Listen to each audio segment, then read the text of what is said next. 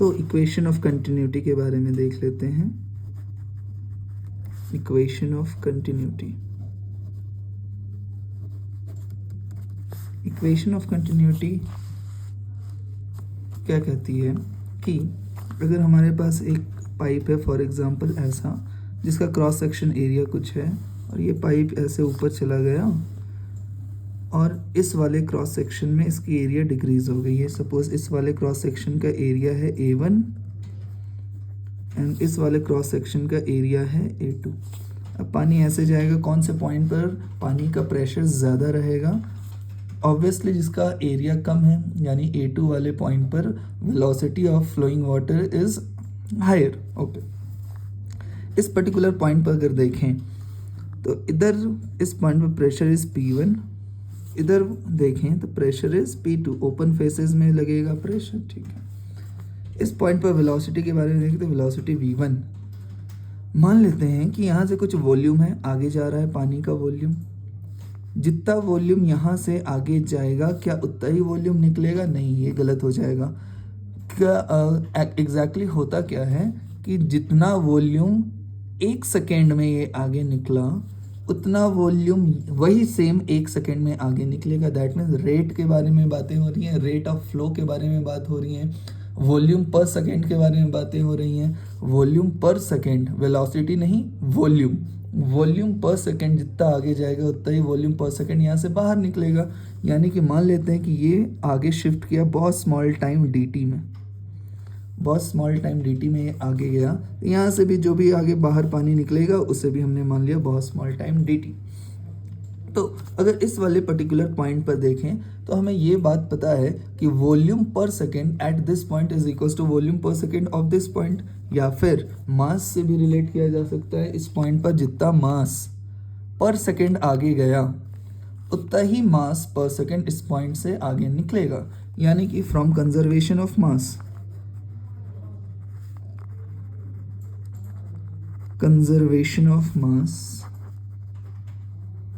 पर सेकेंड, ठीक है, conservation of mass per second, इस पॉइंट पर जितना मास पर सेकेंड फ्लो होगा उस सेम ड्यूरेशन में उतना मास यहाँ से निकलेगा, ठीक है।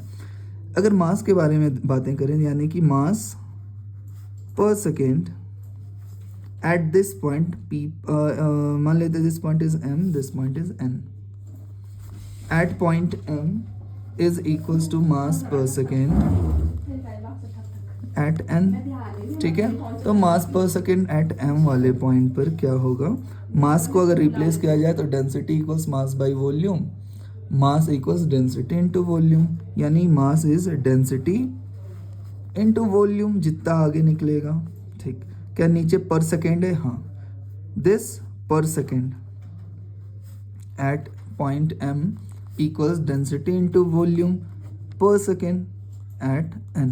अब बातें समझते हैं। क्या यहाँ डेंसिटी, इधर की डेंसिटी सेम है? ओके, वॉल्यूम पर सेकेंड है ना। अब वापस से फिगर में चलते हैं। अगर टाइम बहुत छोटा हो जाएगा, बहुत ज़्यादा ही छोटा, तो क्या बहुत कम अमाउंट ऑफ वॉल्यूम आगे जाएगा? हाँ, जब टाइम बहुत छोटा तो कम amount of volume forward direction में चला जाएगा। दैट मीन्स क्या इस पर्टिकुलर क्वांटिटी को ऐसे लिखा जा सकता है, डेंसिटी वॉल्यूम के प्लेस पर बहुत छोटा volume by second time, time के प्लेस पर बहुत छोटा time dv by dt। Okay, at point M is equals to density छोटा वाला volume dt at point N। अब समझते हैं, ये स्मॉल एरिया है ना, यहाँ पर वॉल्यूम है। क्या वॉल्यूम को लिखा जा सकता है एरिया इनटू जितना आगे वो लेंथ ट्रेवल किया, area into length is volume. Okay, area into length, मान लेते हैं ये आगे डिस्प्लेस हुआ, बहुत स्मॉल डिस्प्लेसमेंट हुआ dx, ठीक है, बहुत स्मॉल डिस्प्लेसमेंट dx, बहुत स्मॉल डिस्प्लेसमेंट, सॉरी पहले से d लगा पड़ा है ना, x मान लेते हैं। एरिया इनटू बहुत small volume x upon dt। क्या एरिया कांस्टेंट है? इस वाले पॉइंट का area constant which is A1। Area बाहर निकल आया, हाँ ठीक है, एरिया बाहर निकल आया, 1 कर लिया हमने। डेंसिटी, ये कौन से पॉइंट का एरिया है? A2, same displacement upon dt, ठीक है। A1 A2 के फॉर्म में आ गया, डेंसिटी ने डेंसिटी को काटा, A1 बाहर निकल कर आ गया dx बाई dt। कौन से पॉइंट का, 1 वाले पॉइंट को तो x1 कर लेते हैं, इधर x2 कर लेते हैं, ठीक है। सिमिलरली यहाँ पर आ जाते हैं dx1 equals a2 dx2 by dt। dx by dt velocity यानी कि a1 v1 equals a2, velocity है, वॉल्यूम नहीं है, a2 v2। अगर ऐसे फॉर्मेट में निकल करके आ गया तो इसे क्या लिखा जा सकता है, a इंटू वेलोसिटी, और ये वैल्यू कांस्टेंट निकल करके आ जाएगा, यानी कि area into velocity is always constant. और ये एरिया इंटू वेलोसिटी को कुछ बोला जाता है, क्या बोला जाता है, ये बहुत इंपॉर्टेंट है। एरिया इंटू वेलोसिटी को बोला जाएगा रेट ऑफ फ्लो। अगर क्वेश्चंस में न्यूमेरिकल में रेट ऑफ फ्लो के बारे में गिवन है तो rate of flow is basically area into velocity and which is constant. इससे रिलेटेड एक क्वेश्चन को देखते हैं और वो क्वेश्चन देख करके पूरा टॉपिक क्लियर होता नजर आएगा। क्वेश्चन ये है, फॉर एग्जांपल क्वेश्चन ये है हमारे पास कि मान लेते हैं कि एक हमारे पास टैप वाटर वाला नल है, ये रहा। अब यहां से पानी नीचे गिर रहा है, ठीक है, पानी नीचे गिर रहा है। क्वेश्चन ये है, ये जो पानी है जब ग्राउंड से थोड़ी हाइट पर है, ठीक है, क्या ये पानी का ये जो थिकनेस है, क्या ये थिकनेस सेम रहेगा ऑलवेज, या थिकनेस डिक्रीज करेगा या थिकनेस इंक्रीज करेगा, क्वेश्चन ये है। तो अब टैप वाटर यहाँ से पानी नीचे आया, क्या ये थिकनेस जो नज़र आ रहा है क्या ये इंक्रीज करेगा या डिक्रीज करेगा। चलिए बातों को समझते हैं। दैट मीन्स अगर ये पानी नीचे आ रहा है, क्या वेलोसिटी इस पानी का इस पॉइंट पर जो होगा, क्या सेम वेलोसिटी इस पॉइंट पर होगा, बिल्कुल भी नहीं, क्योंकि ग्रेविटी की वजह से एक्सेलरेशन है, एक्सेलरेशन होने की वजह से वेलोसिटी इंक्रीज करेगी, वेलोसिटी इंक्रीज करेगी। दैट मीन्स इस पॉइंट पर पानी का जो वेलोसिटी होगा, इस पॉइंट पर पानी का सेम वेलोसिटी बिल्कुल भी नहीं होगा। That means top to bottom चलते चले जाएंगे, ग्राउंड से नज़दीक पहुंचता चला जाएगा पानी का फ्लो, तो वो उसकी वेलोसिटी धीरे धीरे इंक्रीज होती चली जाएगी, इंक्रीज होती चली जाएगी, यानी कि नीचे बॉटम वाला थोड़ा सा फास्ट नीचे जाना चाहेगा, जिसके वजह से ये जो थिकनेस है वो धीरे धीरे डिक्रीज होती चली जाएगी, ठीक है। तो पानी का ये थिकनेस स्ट्रेट ना हो करके धीरे धीरे श्रिंक करता चला जाएगा, कम होता चला जाएगा। तो यहाँ भी कुछ क्रॉस सेक्शनल एरिया बन रहा है। क्वेश्चन ये पूछा गया था जेई में कि यहाँ से मान लेते हैं इसका cross sectional area is 1 centimetre square और इसका cross sectional area is 1 millimetre का स्क्वायर। इस पॉइंट से जब पानी नीचे आया है तो वेलोसिटी इज 20 मीटर पर सेकेंड। जब इस पर्टिकुलर पॉइंट पर पहुंचेगी तो वेलोसिटी क्या होगी, ठीक है। ये जेई में क्वेश्चन पूछा गया था। तो यहाँ पर क्या लगेगा, इक्वेशन ऑफ कंटिन्यूटी लगेगा। इक्वेशन ऑफ कंटिन्यूटी हमें क्या बोलता है कि rate of flow is always constant, यानी कि area into velocity is always constant.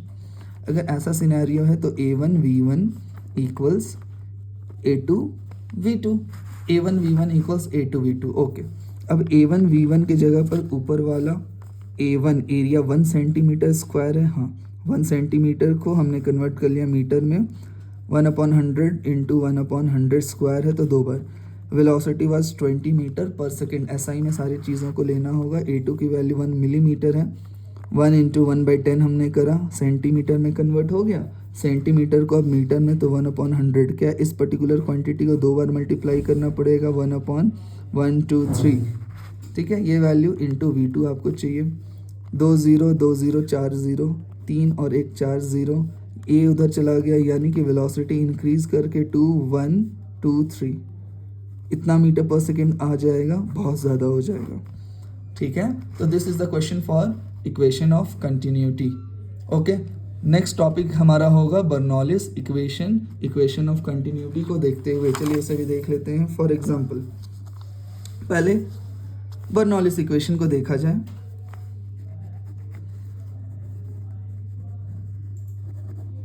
Bernoulli's equation बहुत इजी है, एनर्जी के कंसेप्ट पर है। बर्नौलिस इक्वेशन ये है कि मान लीजिए एक पाइप है, यहाँ पर कुछ क्रॉस सेक्शनल एरिया है, ये यहाँ से कुछ हाइट तक ऊपर गया और ऊपर जा कर के इसका एरिया ऑफ क्रॉस सेक्शन कम हो गया। बट ये जो पाइप नज़र आ रहा है ये कहाँ रखा हुआ है, ग्राउंड से कुछ हाइट पर। ये है, सपोज मान लेते हैं दिस इज हाइट h1 और ये वाला दूसरा वाला क्रॉस सेक्शन एरिया जो है वो कुछ ऊपर है ग्राउंड से, that is eight height h2। ठीक है, इधर से पानी आगे जा रहा है विद वेलोसिटी v1। ओके, इस पर्टिकुलर पॉइंट पर प्रेशर होगा p1, वेलोसिटी v1। ठीक है, इस पर्टिकुलर पॉइंट पर होगा pressure p2, velocity v2। Okay, और आगे चलते हैं। क्या मास, स्मॉल मास आगे जाएगा ना, मास पर सेकेंड से हमने निकाला था, तो स्मॉल मास क्या होगा, density equals mass by volume, mass equal density into volume, density into dv। क्या ये स्मॉल मास ट्रांसफर होगा जो फॉरवर्ड जा रहा है, डेंसिटी इंटू छोटा volume small mass, per second करेंगे तो क्या आ जाएगा, वॉल्यूम बाई dt। ठीक है, वो खैर वो सारी बातें बाद में। तो स्मॉल मास ट्रांसफर आगे गया है ये।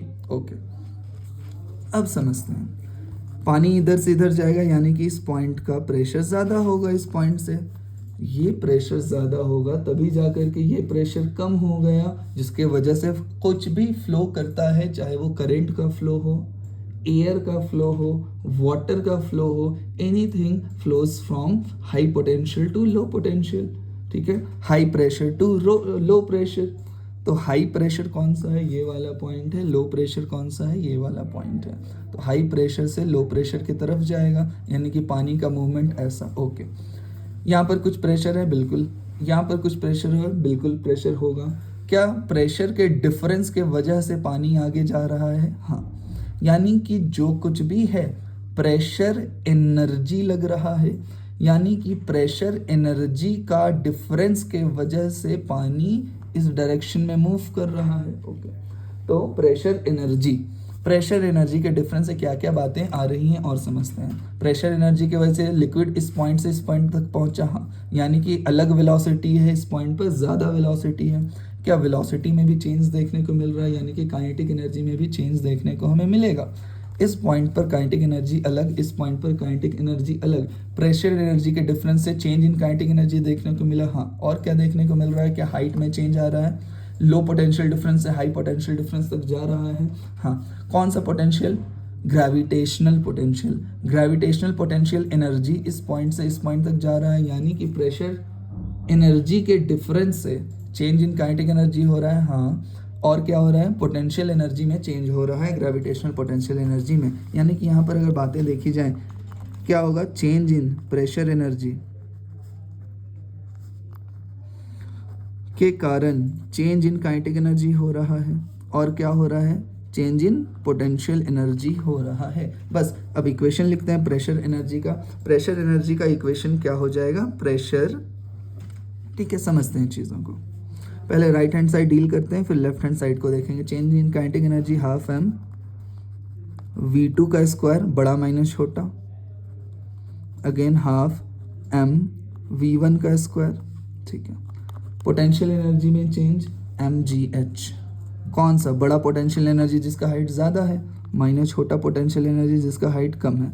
अब सुने प्लीज़, क्या प्रेशर एनर्जी का डिफरेंस की वजह से ये आ रहा है, या फिर प्रेशर एनर्जी पर सेकेंड के वजह से आ रहा है? तो अच्छे से गौर अगर करें तो वॉल्यूम पर सेकेंड के बारे में डिस्कशन हो रहा था, मास पर सेकेंड के बारे में डिस्कशन हो रहा था, तो एनर्जी भी के बारे में भी कैसे हमें लेकर के चलना होगा, एनर्जी फ्लोन पर सेकेंड, क्योंकि कुछ टाइम के लिए फिक्स होगा, पानी निकल रहा है पाइप से बाहर, यानी कि टाइम वेरिएशन है, तो इसके वजह से पर सेकेंड हमें लेना पड़ेगा। तो ये जो इक्वेशन नज़र आ रहा है सिर्फ ये नहीं है, ये पर सेकेंड है, पर सेकेंड, काइनेटिक एनर्जी पर सेकेंड, पोटेंशियल एनर्जी पर सेकेंड। ये तो ये भी जो कुछ भी चेंज हो रहा है वो पर सेकेंड आ रहा है, यानी कि मास, यानी कि ये वेलोसिटी क्या पर सेकेंड आएगा ना, हाँ, पर सेकेंड, ये भी पर सेकेंड ऐसे लिखते हैं, ये भी पर सेकेंड, लेफ्ट हैंड साइड भी पर सेकेंड। ओके, अब आगे चलते हैं। यहां पर हाफ m मास की वैल्यू क्या, रो dv है, ऊपर हमने लिखा है छोटा मास ना, बहुत कम टाइम के लिए, तो छोटा मास। ओके, जैसे ही छोटा मास आ गया v2 का स्क्वायर, क्या नीचे पर सेकेंड की जगह पर dt आ जाएगा ना, माइनस अगेन हाफ छोटा mass by D T V1 का स्क्वायर, ओके, मास पर सेकेंड आ गया, प्लस छोटा मास m के जगह पर छोटा मास तो डी टी लिखना मजबूरी है, GH2 minus D M by D T GH1। तो ये वैल्यू राइट हैंड के साइड आ गया। अब लेफ्ट हैंड के साइड क्या होगा, चलिए देखते हैं, समझते हैं। प्रेशर के वजह से एनर्जी यानी कि वर्क डन हो रहा है, चेंज इन वर्क डन हो रहा है, okay. Change in work done यानी कि फोर्स इनटू डिस्प्लेसमेंट, ये बात भी समझ में आ रही है। चेंज इन वर्क डन यानी कि force into displacement per second ना, force into displacement per second, और ये change. Pressure equals force by area, तो force equal pressure into area, okay. तो फोर्स के जगह पर प्रेशर इनटू एरिया, कहाँ का प्रेशर ज़्यादा है, 1 का, एरिया कहाँ का आएगा, 1 का आएगा, ठीक है। प्रेशर इनटू एरिया बन गया force. Displacement, displacement per second, क्या इसे v लिखा जा सकता है, velocity, displacement by time velocity, ठीक है, small velocity, okay. Area into velocity कहीं देखा गया है क्या, चेन डिफरेंस है तो P2 A2 dV। अब समझते हैं, वेलोसिटी है ना, ये वॉल्यूम नहीं है, वेलोसिटी है, स्मॉल वेलोसिटी। तो इस particular area into velocity, area into velocity क्या होगा, तो एरिया इनटू लेंथ क्या वॉल्यूम है, हाँ, area into length volume, per second भी नजर आ रहा है बिल्कुल। तो area into length by time, क्या area into length volume by time, volume per second, यानी कि this is volume per second, और वॉल्यूम पर सेकेंड क्या बहुत स्मॉल है, बिल्कुल, और बहुत स्मॉल है। तो इक्वेशन ऑफ कंटिन्यूटी अगर यूज़ किया जाए तो बहुत स्मॉल रेट ऑफ फ्लो, यानी कि वॉल्यूम पर सेकेंड जो इस एंड में होगा वही वॉल्यूम पर सेकेंड इस एंड में होगा, यानी कि ये पर्टिकुलर टर्म dv है माइनस P2, ये पर्टिकुलर टर्म dv है, ठीक है। राइट हैंड साइड को एज इट इज लिख देते हैं, ठीक। क्या सभी में अगर देखा जाए और गौर करते हैं, क्या dm को लिखा जा सकता है, चलो लिख लेते हैं, हाफ dm को लिखा जा सकता है ना, बहुत कम, रो dv ऊपर से, dm के जगह पर रो dv, ठीक है, पर सेकेंड है, ओके। ये वेलोसिटी है, हाँ, और समझते हैं, dm बाई dt, क्या ये वॉल्यूम पर सेकेंड है, left hand side volume per second है, ये dv भी वॉल्यूम पर सेकेंड है ना। चलिए कंफ्यूजन ना हो तो नीचे लिख ही देते हैं dt, इधर भी आ जाएगा वॉल्यूम पर सेकेंड, यानी कि बहुत स्मॉल टाइम में, minus half rho dv by dt, velocity 1 का स्क्वायर, प्लस अगेन dm के जगह पर रो dv by dt GH2, similarly इधर भी चलता चला आएगा dv बाई dt GH1। देखो तो सभी से dv कैंसिल आउट हो जाएगा, कॉमन लेकर के dv कैंसिल आउट हो गया, dt भी कैंसिल आउट हो जाएगा सभी से कॉमन लेकर के। Finally this implies left hand side बचा P1 माइनस P2। अब 1 को एक साइड, 2 को एक साइड, 1 को लेफ्ट हैंड साइड रखेंगे, P1 RHS से आएगा लेफ्ट हैंड साइड, RHS से आया लेफ्ट हैंड साइड 1 वाला टर्म, ये माइनस नज़र आ रहा है, माइनस रो V1 का स्क्वायर उधर आकर के प्लस हाफ रो V1 का स्क्वायर, और माइनस रो GH1 उधर जाकर के प्लस रो GH1। राइट हैंड साइड इधर का माइनस P2 उधर चला गया, प्लस में हो गया, प्लस हाफ रो V2 का स्क्वायर प्लस रो GH2। क्या लेफ्ट हैंड साइड 1 वाला टर्म है, राइट हैंड साइड वाला 2 वाला टर्म है। जब भी ऐसा सिनेरियो होगा तो लिखा जा सकता है प्रेशर हाफ रो वेलोसिटी का square plus rho GH constant, हाँ, this is the Bernoulli's equation. आपको ये वैल्यू याद होनी चाहिए, रट्टा मारा होना चाहिए, बट इसमें और एक सिनेरियो है। क्या सिनेरियो है, ऊपर वाले इक्वेशन में देखा जाए प्रेशर हाफ रो V1 का स्क्वायर प्लस रो GH1 इक्वल्स ये है, डेंसिटी को कॉमन निकाल लेते हैं, तो क्या यहाँ पर डिवाइड में रो हो जाएगा P1 by rho, P1 by rho plus density common बाहर आ गया, ओके, कांस्टेंट था उधर फेंक करके कांस्टेंट, इधर का कांस्टेंट उधर फेंक दिया हमने, कांस्टेंट हो गया, हाफ रो ख़त्म, V1 का स्क्वायर बचा, सिर्फ V लिखते हैं ना, V का स्क्वायर प्लस रो उधर जा करके कांस्टेंट बचा GH। ये वैल्यू कांस्टेंट क्यों कर रहे हैं ऐसा, तो एक पर्टिकुलर टर्म है, इसे बोला जाता है प्रेशर हेड। इस पर्टिकुलर टर्म को बोला जाता है वेलोसिटी के वजह से वेलोसिटी हेड। इस पर्टिकुलर टर्म को ग्रेविटी के वजह से बोला जाता है ग्रेविटेशनल हेड। ठीक है, तो क्वेश्चन में प्रेशर हेड फाइंड आउट करने को बोला जा सकता है, वेलोसिटी हेड फाइंड आउट करने को बोला जा सकता है, ग्रेविटेशनल हेड भी फाइंड आउट करने को बोला जा सकता है। इससे रिलेटेड क्वेश्चंस कैसे कैसे आएंगे तो वो नेक्स्ट लेक्चर में आपका डाउट क्लियर करा जाएगा अच्छे तरीके से। फिलहाल के लिए इतना ही।